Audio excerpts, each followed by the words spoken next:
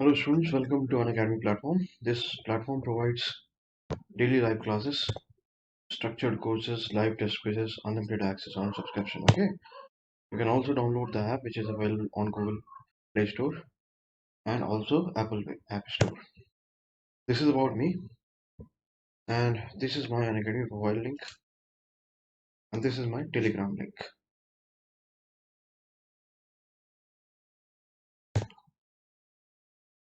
Along with me, these are the top educators on Unacademy platform, so you can just go and watch these courses. These are different plans to subscribe, and all these plans are available at 10% discount. Okay, all these plans are available at 10% discount if you apply this very code. Yeah, that is Amit PS. Apply this very code and you get 10% discount. Again, these are different plans available here, and there is plus subscription and iconic subscription also. You can just avail 10% discount by applying this very code, that is Amit PS. These are different optionals available on the platform, and this is the optional that I'm taking, PSIR. Again, these are different plans to subscribe.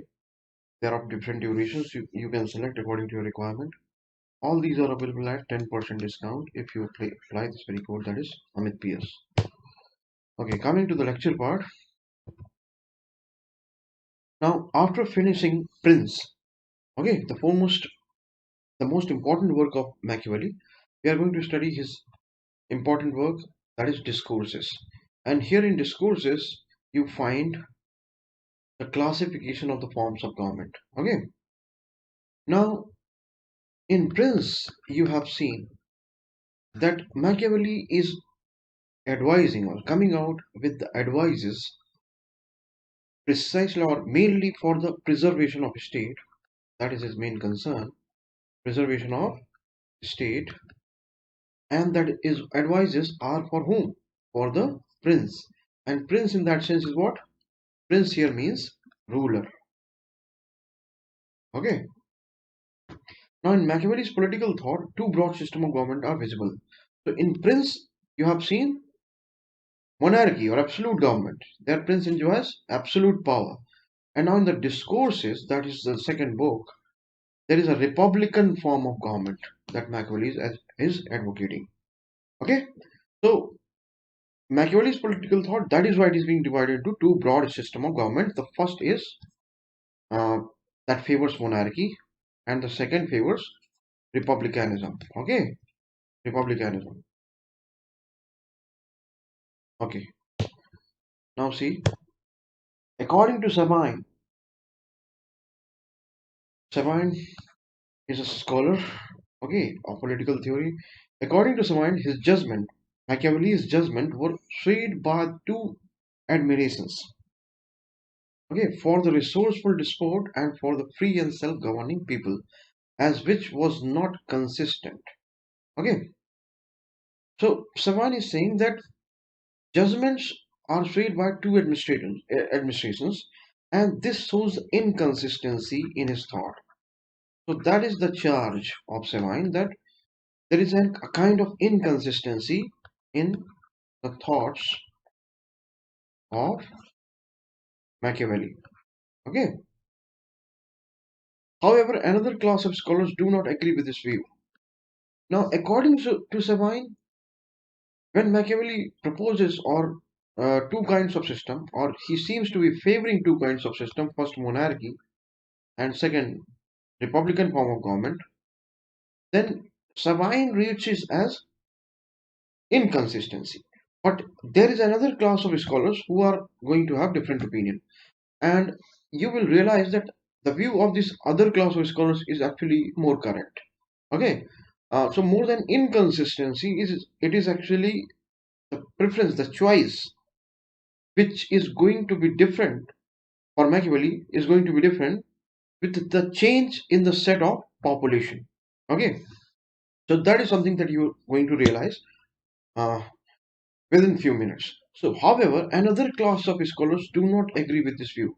Which view? Savine's view that Machiavelli is inconsistent because he favors monarchy as well as republic. According to them, there is no inconsistency in Machiavelli. Okay, here he suggests monarchical rule where people are vicious and republican government where people are virtuous. Simple. So these set of scholars opine that Machiavelli, although supports two kind of system, first is monarchy and second is republican form of government.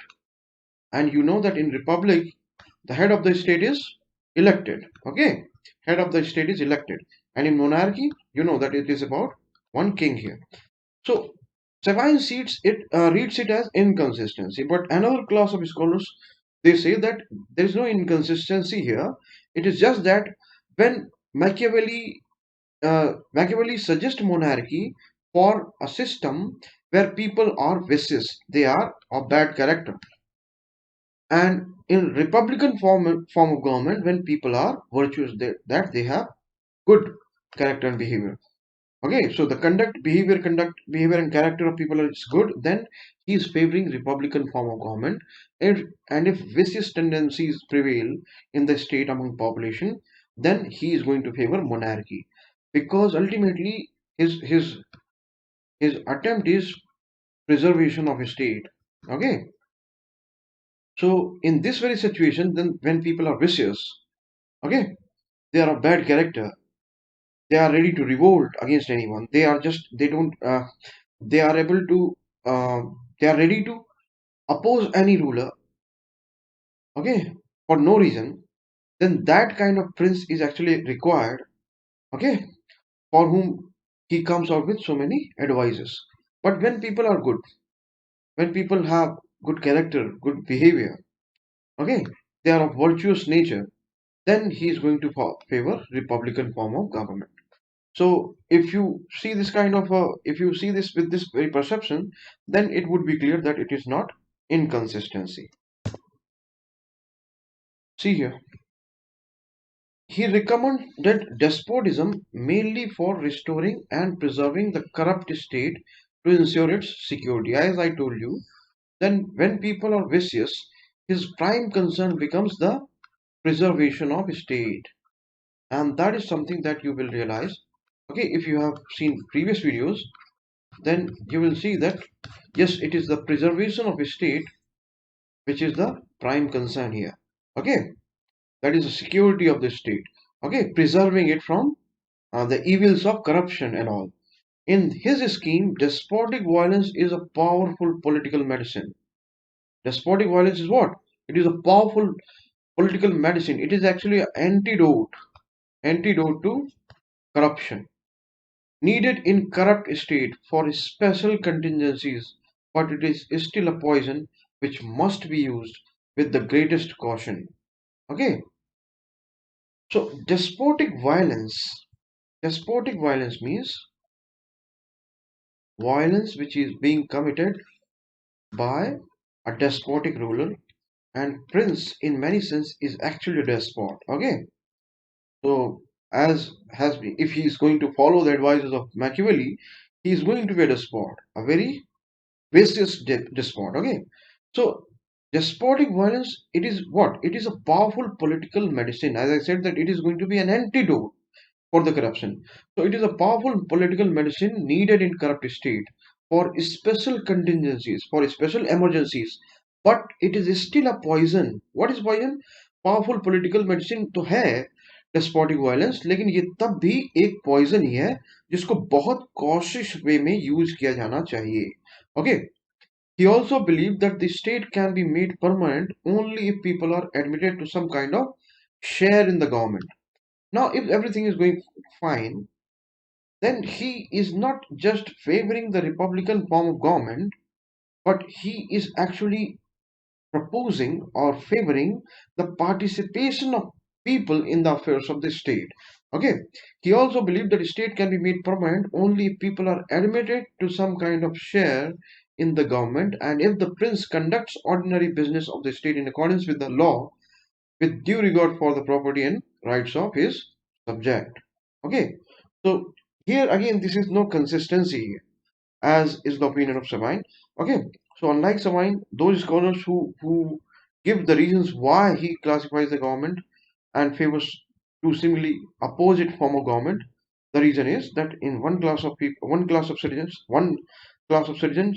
you will find vicious people, okay, corrupt people, and there Machiavelli's first concern, the first priority is the preservation of his state, and that is why he is going to propose for a despotic rule.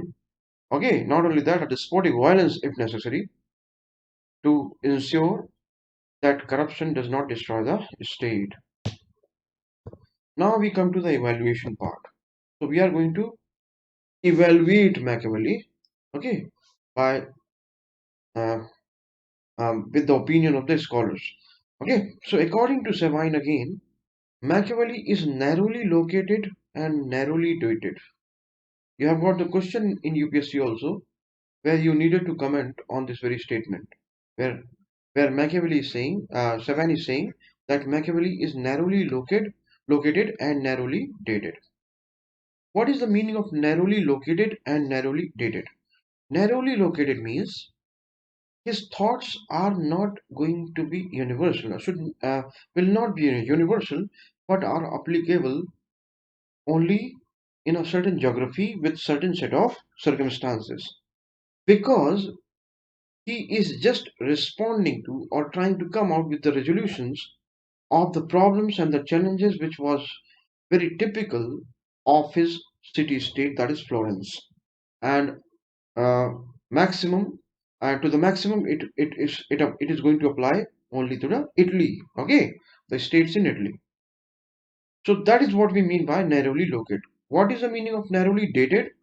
So this here Sabine means that again his advices are again not they are not something which is going to be relevant for all time to come, but there is a temporal limitation, okay, and that temporal limitation is what, that those things are going to be or were relevant only for that specific period of time when human history was making a transition from medieval to modern times, okay, and there prince used to be there, that prince needed to go for the preservation of his state, and now everything has changed.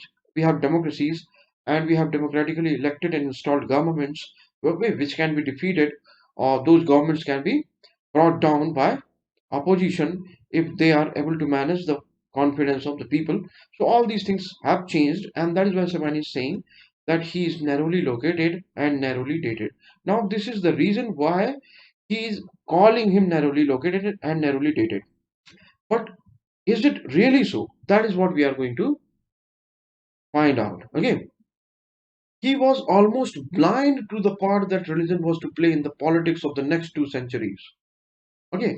So again, Savine is saying that he not only Savine, it is actually the general evaluation that he was almost blind to the part, or he neglected the role of religion. Okay, he actually understated the importance of religion, and this is evident from the fact that religion actually played very important role not during his own time alone, but also in the next 2 centuries.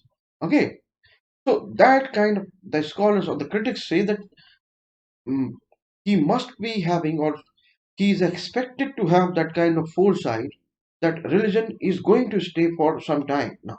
Okay, it is going to be the important factor or important influence in the lives of the people. Now this is the reading of the critics. Now in order to counter that critic, one can claim that now he's not relegating religion to any lesser important sphere. Okay, he's not relegating it.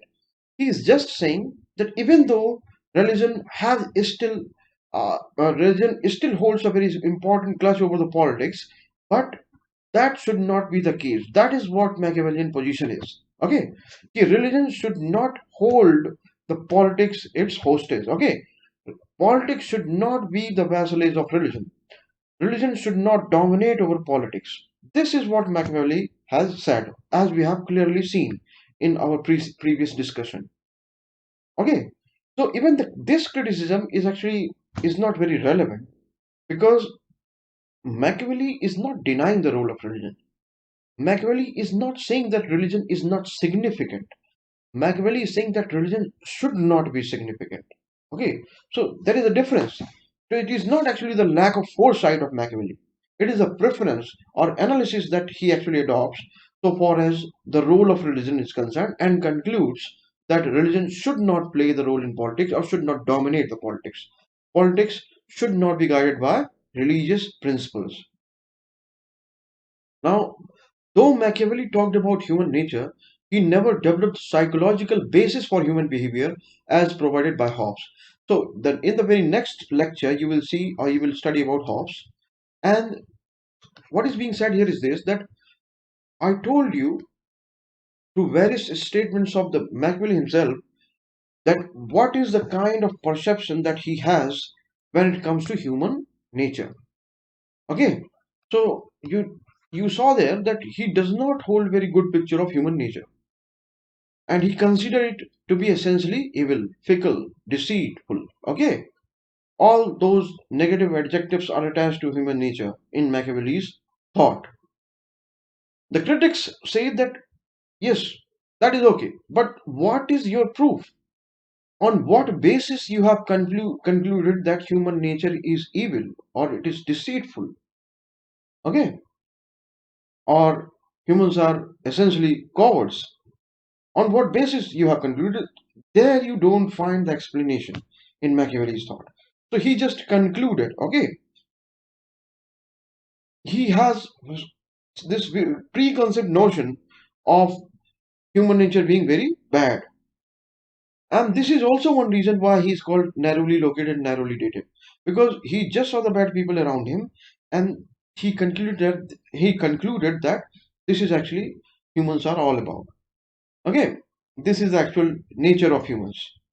Okay, regardless of the time and space. Critics are saying that he should have provided the basis, the scientific basis of that very conclusion that he came out with. Now, Hobbes is also not going to have a negative view of human nature, but he is going to provide reasons for it, as you will see in the next lecture, that Hobbes come out with very precise, very accurate, very detailed reasons that why human nature is so. Okay, so there you see the analysis. You might not agree with the analysis provided by Hobbes, but there you see the analysis that why human nature is bad. But in Machiavelli, you don't find that kind of reasoning. Okay, he doesn't provide any reason. He doesn't build this very perception of human nature on the basis of any series of logical arguments, on the basis of any logical arguments. Okay. However, despite criticism, Machiavelli succeeded in anticipating a centralized sovereign modern state and establishment of nationalized armies.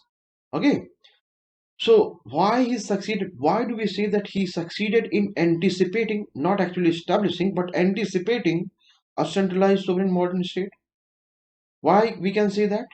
Because here we can say it because when he says or when he establishes the autonomous nature of politics, or when he says that advises or the conduct of the prince and the framing of the public policy and the decision making in the political organization are not going to be guided by religion, then in that sense he is actually making the state apparatus free from the influence of religion.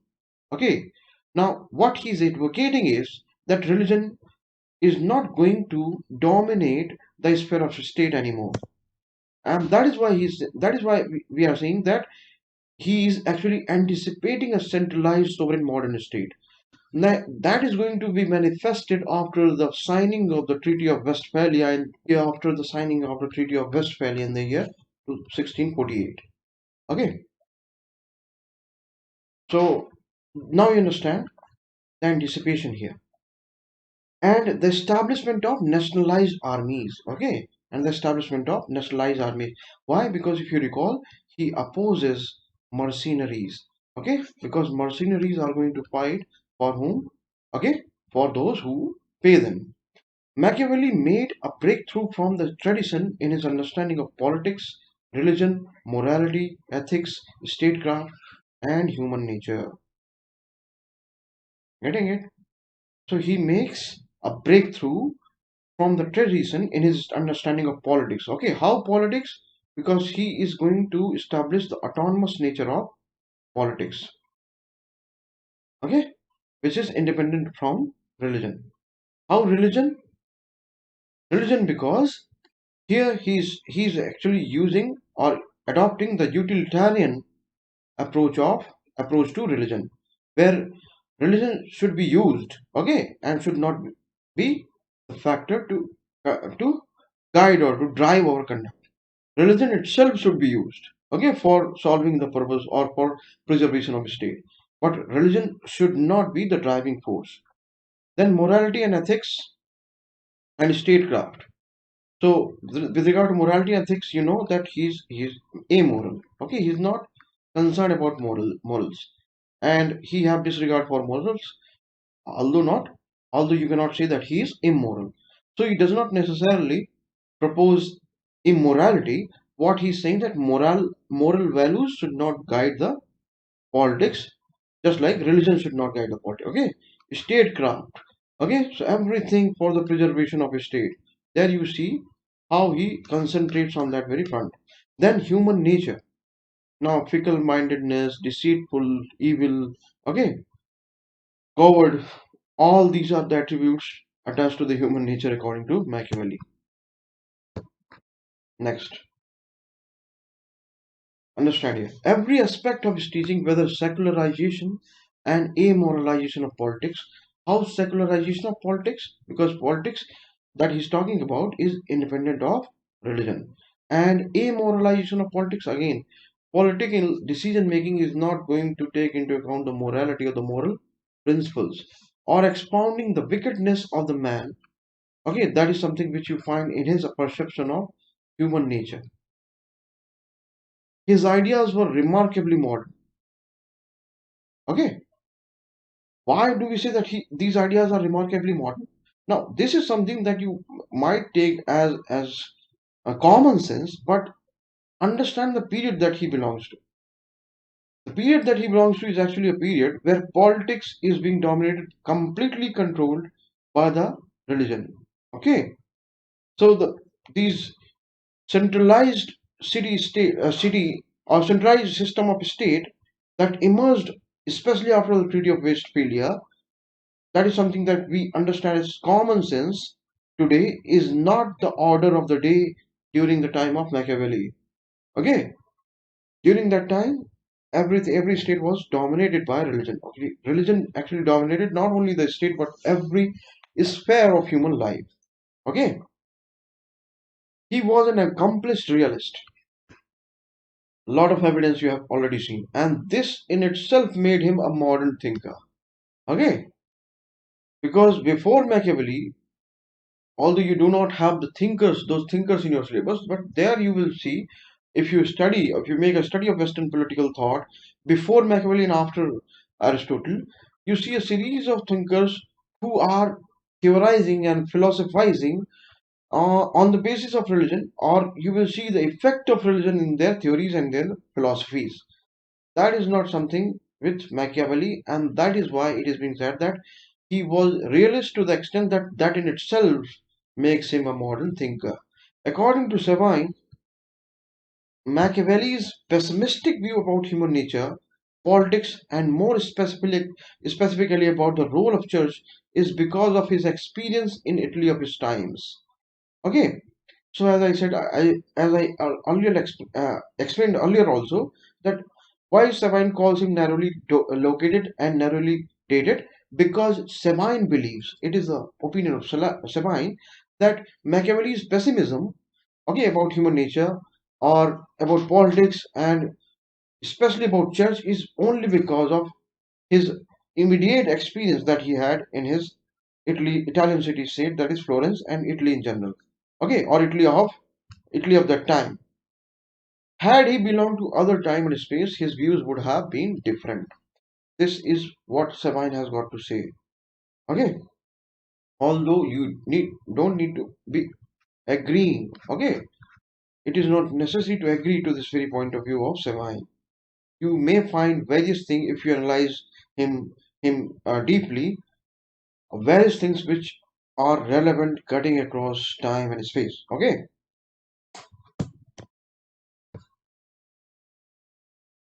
many political thinkers derive their inspiration and further develop their theories. Okay, on the basis of Machiavellian thought. For example, conception of state and sovereignty, secularization of politics. Okay, from Machiavelli. According to see this very thing, conception of state and sovereignty, secularization of politics. These are all the things which are going to emerge in the writings of the thinkers that we are going to study after Machiavelli. And there you would see that actually these are all the things which have started with Machiavelli. Okay, getting it? All these things actually started with Machiavelli. Okay, according to Savine himself, Machiavelli, more than any other political thinker, created the meaning that has been attached to the state in modern political uses. Okay, so the meaning that is attached to the state today is actually the result of the theory of Machiavelli. Okay, why? Why this is so? Because he's the first one in the times of medieval era who is going to make a state an institution which is not under the command of religion, which is not being dictated by Roman Church. Okay, which is supposed to carry out policy making, okay, political activity which is independent of religion and morality. As he says on one instance that state is a non-ethical entity. This is coming from Machiavelli again. Okay, state is a non-ethical entity according to Machiavelli. What does it mean when he says that state is a non-ethical entity?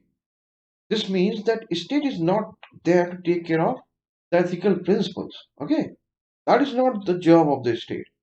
So one question may arise in your mind that why so much fuss about ethics, morality, and all? Why at all he needs to separate this very arena from these very things, that is morality and ethics?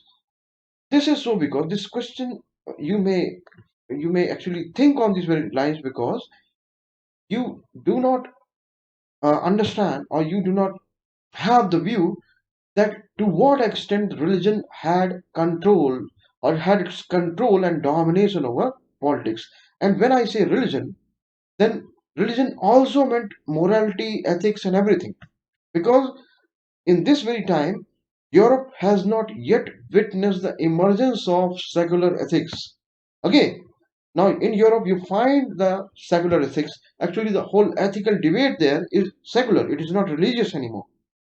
But during medieval time or during the time of this Machiavelli, there is a great deal of religion. Okay, so all the ethics and morality is emanating from religion. So one who is religious is also moral. One who is not religious is amoral, is immoral actually. The very test of your ethics and morality is going to be religion alone. So that was the kind of domination that religion had over politics, not only politics in every sphere of life. Okay, then that was something which was being countered in Renaissance and after that Reformation. No. So getting it. So this is the view. This is actually the position of that very period, and that is why it is being said that this was really remarkable on part of Machiavelli to separate the state from ethics, morality, and religion.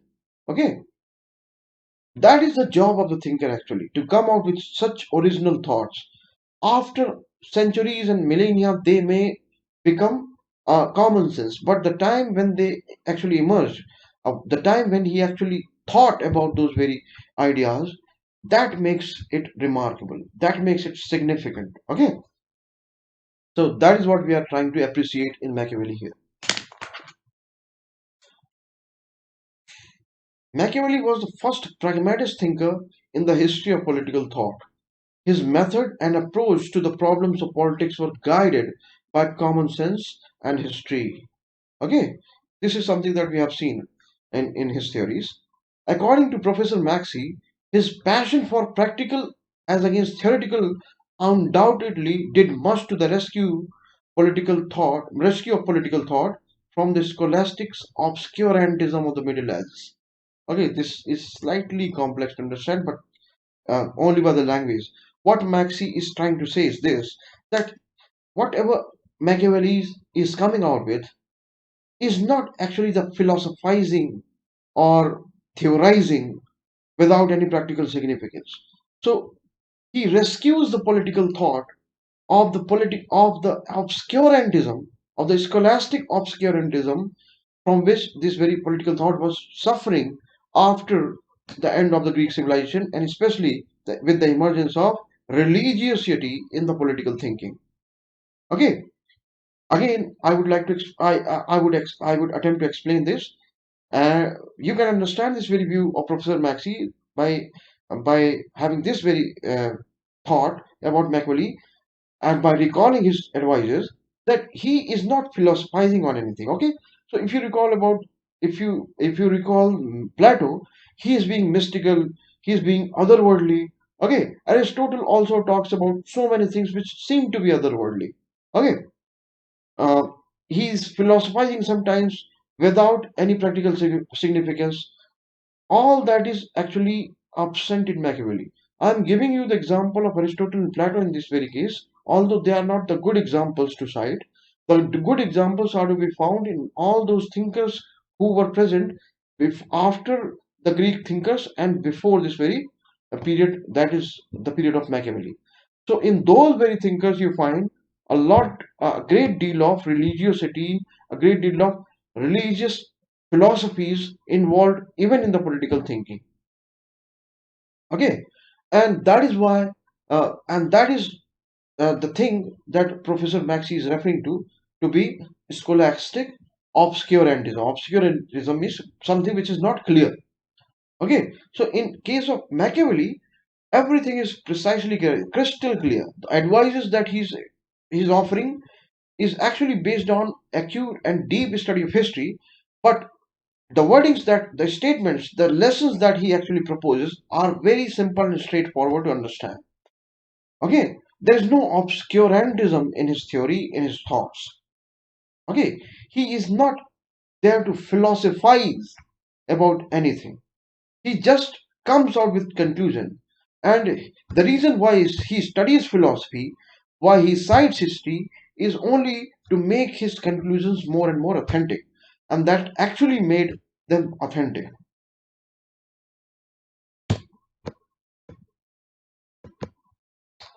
Okay, now see, Machiavelli was undoubtedly frank, bold, and honest, and this made him favorite of his diplomats during his own time and at present. Okay, yes, Machiavelli is cited, quoted, okay, followed by diplomats a lot.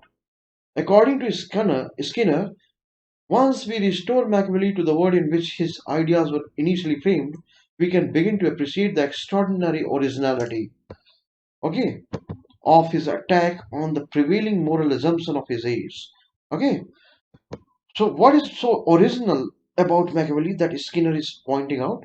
This is Skinner is actually pointing or is indicating towards Machiavelli's attempt to dismantle the edifice of religion and religious philosophy. Okay, so that is actually something which was destroyed by Machiavelli by relegating the religion to the secondary sphere and bringing the politics away or out of the vassalage of religion. That was something which was remarked by Dunning. Okay, which was made, this very proposition was made by Dunning. Okay, so that is what Skinner is pointing out. And this was something which is really extraordinarily original. Okay, and once we grasp the implication of his own moral outlook, we can readily see why his name is invoked so much whenever the issue of political power and leadership are concerned. Okay, so if you grasp his more the implications of his moral outlook, so what does again he seems to be conveying that the implications of his moral outlook are actually far reaching. At this very age, it might seem very common sense, might seem something which is of common sense to you. But again, recall the time period where everything was being guided by religion, everything was uh, dictated by religion. All the ethics and morality that society had was actually nothing but a sanctified religious thinking and nothing else. Okay, so these are the things that Machiavelli actually opposed. Okay, so that is the kind of implication that his moral outlook had in political thinking and political thought.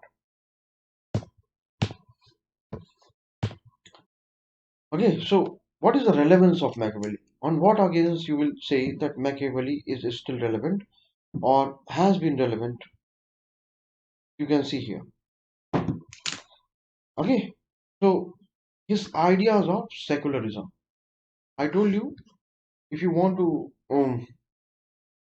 define secularism, to understand in which context it is being used, then it is simply the sphere where religion is absent.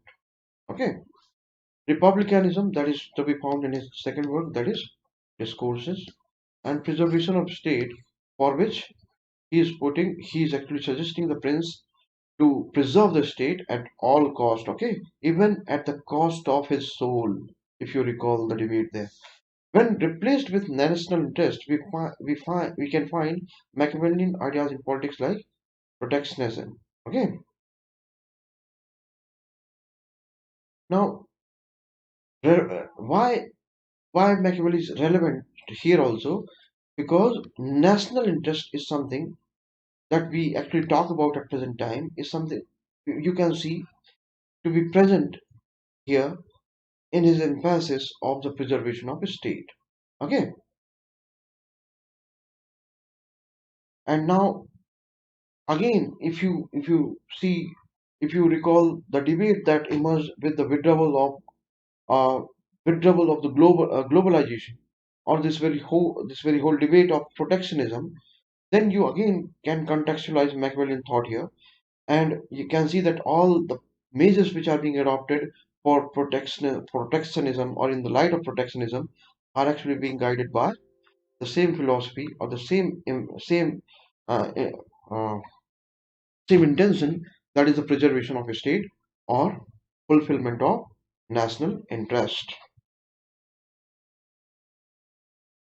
What is not relevant in this time is the despotism that he proposes, establishment of fear among subjects, immorality.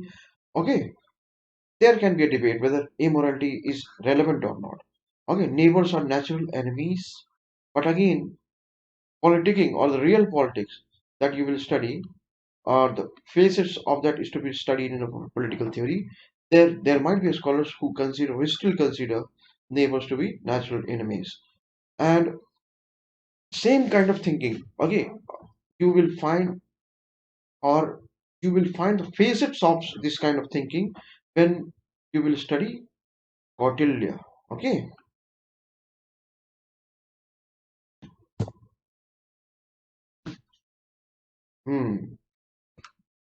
Now see this. So autonomy of politics was something which was initiated by him, but idea of civil society or autonomy of civil society, something which is not present there, and that is very much understandable because the civil society as a separate sphere has not yet emerged. Okay, authority of prince deciding the people to be virtuous or vicious. Okay, that again is not actually relevant. So these are the things which are not relevant. But again, you can come out with another reasoning where some points can be made about the relevance of these very thoughts also. And these are the questions that you can attempt. Okay, these are all the questions that UPSC has actually asked from Machiavelli's topic. Okay, These are again some questions you can attempt them. Okay. Now, um, if you have concentrated and you have listened all the videos on Machiavelli, then I'm sure that all these statements, all these questions are not going to be tough for you. These are again some other questions. Okay, and I have discussed all the details that are necessary to answer these very questions. So this was all about this very video on Machiavelli, and I'm sure that if you have concentrated well, you will be able to understand Machiavelli. I don't think there would be any doubt. But if you have any doubt in my lectures, you can just ping me in my Telegram link, which I have provided. Okay. Now, if you go for any kind of subscription, don't forget to use this very code Amit PS in order to avail 10% discount. So all the subscription on Unacademy, okay, be it for any exam, if you use this very code that is Amit PS, you will get 10% discount. Thank you.